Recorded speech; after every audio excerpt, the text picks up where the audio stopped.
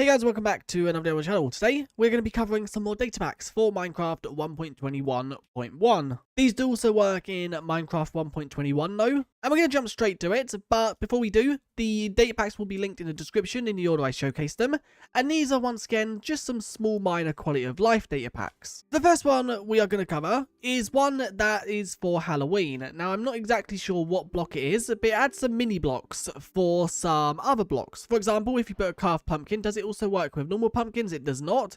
So if you put a carved pumpkin, you can see there are some different types of pumpkins. We've got a carved shulker pumpkin.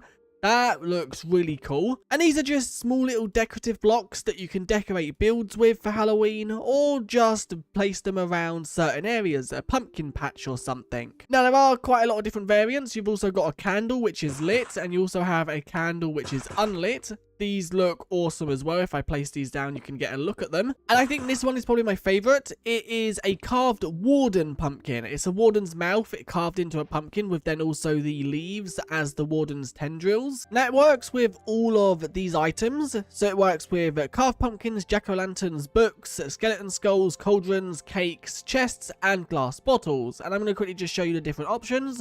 So here you have a jack-o'-lantern, jack-o'-creeper, and also a soul jack-o'-lantern. I really do like the look of most of these. Then with the book, you can make yourself some carved pumpkin books. You can make a monster book. You then have the skeleton skull, which can just be turned into some like candle looking things. You then also have the cauldron, which can be turned into cauldrons filled with certain things like candy or even eyes. If I quickly just place down some of these so you can get a look at them. That is the cauldron filled with candy, and then that is the cauldron filled with eyes. Then the cake can just be turned into a Halloween cake or another Halloween cake with different designs. The chest can turn into two different chest types. One is not open and one is open. And these are just like small mini chests with kind of a pumpkin design. The glass bottle just turns into some jars with once again certain things inside. This one looks really cool. It's a head inside the jar. And that is all this data pack does. It basically just adds some items you can put into the stone cutter to get some small mini blocks that you can decorate for Halloween with. Now, the second data pack we're going to cover is one that makes villagers have unlimited trades. So, for example, let's grab ourselves some potatoes. So you can now see that if I pick up all these potatoes, the villager will pick up some of them, but I got the majority of them. I can now basically trade with this villager, and the villager will never block out, so this trade will never become locked. And you can see, if I keep trading, by now it definitely would have locked up. Now, although this is quite an overpowered data pack, because you can literally trade any item with villagers without having to wait, it's also good if you can't play Minecraft for very long per day. So let's say you can only play Minecraft 2 hours per day and you use villagers a lot. This does save a lot of time because it means you don't have to wait for villagers to reset every Minecraft day. And this works with any villager and any trade. So if I wanted to just trade a load of apples, you can see that is something I can do. And it does also make certain resources a lot easier to obtain. For example, quartz blocks. If you get yourself a stonemason, you can just trade a load of emeralds for quartz. Now, the third data pack brings in some sort of Halloween twist again. And this is, if you have yourself a cauldron filled with water, you can brew a potion within this cauldron.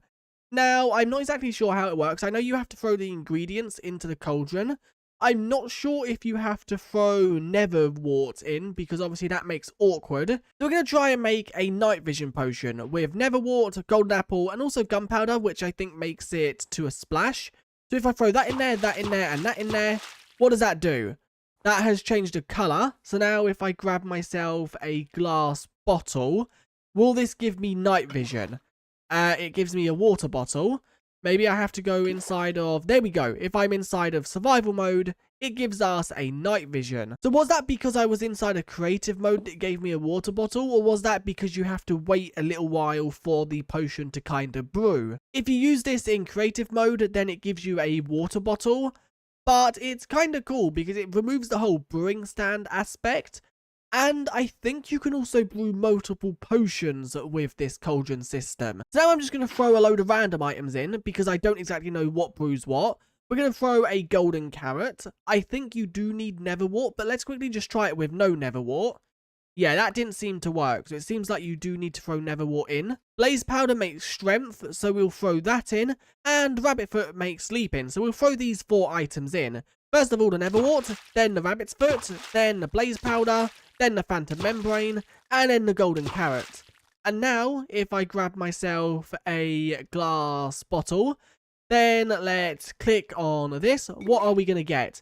We're going to get a potion with strength, night vision, jump boost, and slow falling. So I like this, although it does make potions a lot easier because you don't need a blaze powder to obviously make the brewing stand work. With brewing stands, you cannot mix multiple potions onto one item, whereas with this system you can. Now the fourth data pack we're going to cover makes a change to copper door crafting recipes. Inside of the base game, you can only craft the non-oxidized versions of copper doors, and they're crafted like so. Now this data pack removes the normal door recipe because it replaces it. If you remove the center ingot and replace it with a block of the oxidization variant you want, so let's say we want the weathered, if we throw a weathered block in there, you can see we get 6 doors and they are of the weathered variant. Now we can do this with pretty much, and you do get 6 doors. That is to make up for using a block, so they give you some extra doors to make up for that.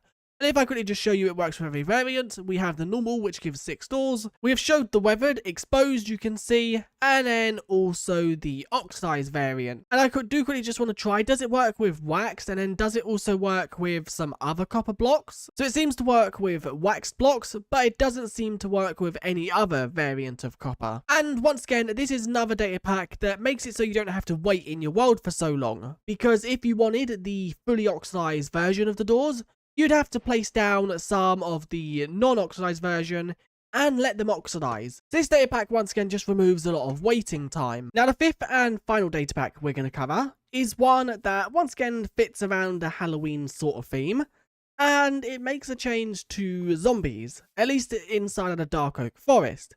Zombies, at least adult zombies, inside of the Dark Oak Forest have a 5% chance to spawn riding a zombie horse. You can also ride the zombie horse if you find one, and it's a 5% chance by default, but you can change that with this command. So /scoreboard players set spawn chance zombiehorse.config, and whatever this is the percentage. So by default this is 5, which is 5%, and you can make this up to anything up to 100, so up to 100%.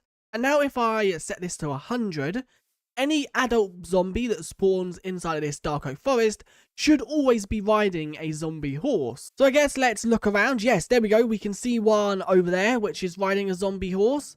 And here we go. They look pretty cool. Now, if I go inside the survival mode, you'll see they will hunt me down.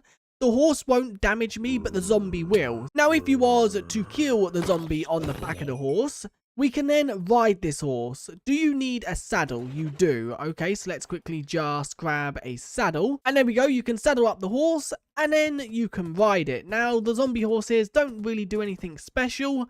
They work like the skeleton horse, so you can ride them underwater.